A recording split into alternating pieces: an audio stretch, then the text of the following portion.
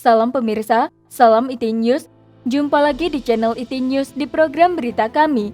Hari ini kami akan informasikan berita tentang Menteri Pertahanan Amerika Serikat Mark Esper mengingatkan perlu mewaspadai teknologi komunis Tiongkok memasuki sistem Amerika Serikat.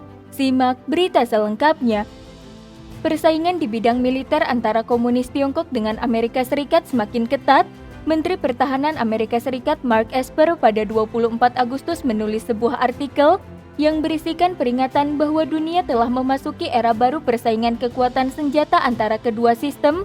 Sistem yang pertama adalah tatanan internasional barat yang bebas dan terbuka, yang lainnya adalah sistem otoriter Partai Komunis Tiongkok. Mark Esper melakukan perjalanan ke Hawaii, Palau, dan Guam untuk bertemu dengan pejabat mitra dan pemimpin senior lainnya dari negara-negara di wilayah tersebut. Berita selanjutnya, dunia telah memasuki era baru persaingan kekuatan senjata antara kedua sistem. Mark Esper menerbitkan artikel bertanda tangan yang berjudul "Pentagon sudah siap untuk menghadapi komunis Tiongkok, Partai Komunis Tiongkok" di Wall Street Journal pada 24 Agustus. Artikel menyebutkan bahwa ketika Partai Komunis Tiongkok merayakan ulang tahun ke-93 berdirinya Angkatan Perang pada 1 Agustus, Xi Jinping, Sekretaris Jenderal Komite Sentral Partai Komunis Tiongkok, kembali menyerukan untuk menjadikan militer Tiongkok kelas nomor 1 dunia dan mampu untuk lebih memajukan agenda Partai Komunis Tiongkok di luar negeri. Pidatonya jelas mengingatkan kita bahwa kita telah memasuki era baru persaingan global antara tatanan internasional yang bebas dan terbuka dengan sistem otoriter Beijing, kata Esper. Berita selanjutnya, militer komunis Tiongkok tidak melayani rakyat tetapi melayani partai. Lebih jauh, artikel tersebut mengatakan bahwa militer yang dimiliki komunis Tiongkok berbeda dengan militer Amerika Serikat yang melayani negara. Militer Tiongkok adalah melayani Partai Komunis Tiongkok. Sebuah kekuatan bersenjata digunakan oleh Partai Komunis Tiongkok untuk mewujudkan ambisi sistem internasional yang sepihak. Itu jelas merupakan sistem internasional yang kontradiktif dengan kebijakan atau merugikan kepentingan ekonomi dan diplomatik yang dikehendaki selain Amerika Serikat juga negara sekutunya. Berita selanjutnya, masyarakat barat harus mengekang perkembangan militer komunis Tiongkok. Mark Esper menilai, mengingat hal di atas ketika militer komunis Tiongkok meminta kepada negara lain untuk ikut bergabung, berpartisipasi dalam pelatihan, teknologi, dan lainnya, semua negara yang berharap melalui ketertiban yang bebas dan terbuka untuk membawa negaranya menuju kemakmuran dan keamanan, perlu berpikir dan berpikir lebih seksama sebelum mengambil keputusan.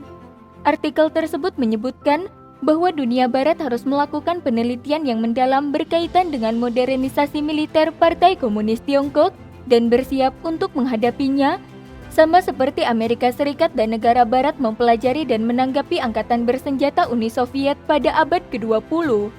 Militer komunis Tiongkok secara terbuka mengumumkan bahwa mereka akan menyelesaikan modernisasi militernya pada tahun 2035 dan membangun tentara kelas dunia pada tahun 2049.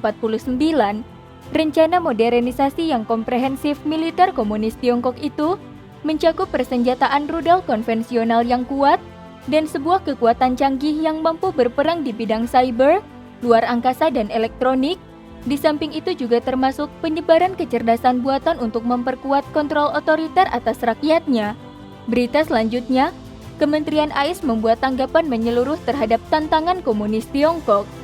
Artikel itu juga menyebutkan bahwa penekanan komunis Tiongkok pada indoktrinasi, modernisasi, dan penguatan kendali militer menunjukkan bahwa para pemimpin partai menganggap militer sebagai anti dari pencapaian tujuan mereka. Hal yang paling penting dari tujuan ini adalah untuk membentuk kembali tatanan internasional, merusak aturan yang diakui secara global, dan pada saat yang sama menormalkan otoritarianisme dan membantu Partai Komunis Tiongkok untuk memaksa negara lain menciptakan kondisi dan merusak kedaulatan mereka. Tindakan Partai Komunis Tiongkok itu mendesak Kementerian Pertahanan Amerika Serikat untuk membuat tanggapan yang komprehensif dan mempercepat implementasi laporan strategi pertahanan nasional. Laporan strategi pertahanan nasional itu memandu Amerika Serikat untuk menyesuaikan dan memodernisasi angkatan bersenjatanya dan menetapkan Partai Komunis Tiongkok sebagai target utama persaingan persenjataan Amerika. Berita selanjutnya, militer AS membendung komunis Tiongkok dari 3 aspek. Mark Esper membahas bagaimana Amerika Serikat membendung ekspansi kekuatan militer komunis Tiongkok dari 3 aspek. Aspek pertama memiliki kekuatan yang mampu bersaing, menangkal, dan menang di bidang laut, darat, udara, luar angkasa, dan dunia maya. Pentagon saat ini berinvestasi dalam kemampuan konvensional yang canggih dan teknologi yang mengubah permainan, seperti senjata hipersonik, komunikasi 5G, pertahanan udara terintegrasi dan pertahanan rudal, serta kecerdasan buatan. Semua itu akan penting bagi Amerika Serikat untuk mempertahankan keunggulannya hingga beberapa dekade mendatang.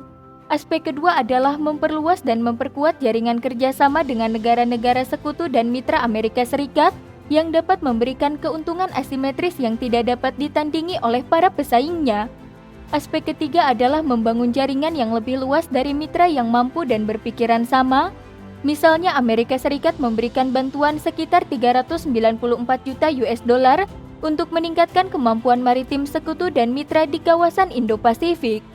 Lebih jauh, Mark Esper mengatakan bahwa tidak seperti komunis Tiongkok, Amerika Serikat mendukung sistem global yang bebas dan terbuka, di mana semua negara dapat mencapai kemakmuran berdasarkan nilai-nilai bersama dan aturan, serta norma yang telah lama ada.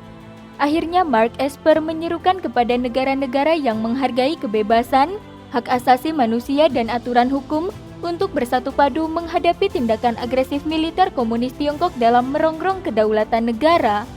Sekian berita IT News hari ini. Terima kasih telah menonton dan silahkan subscribe channel ini dan bagikan ke teman-teman Anda. Jika Anda memiliki opini, silahkan beri komentar di bawah ini. Sampai jumpa.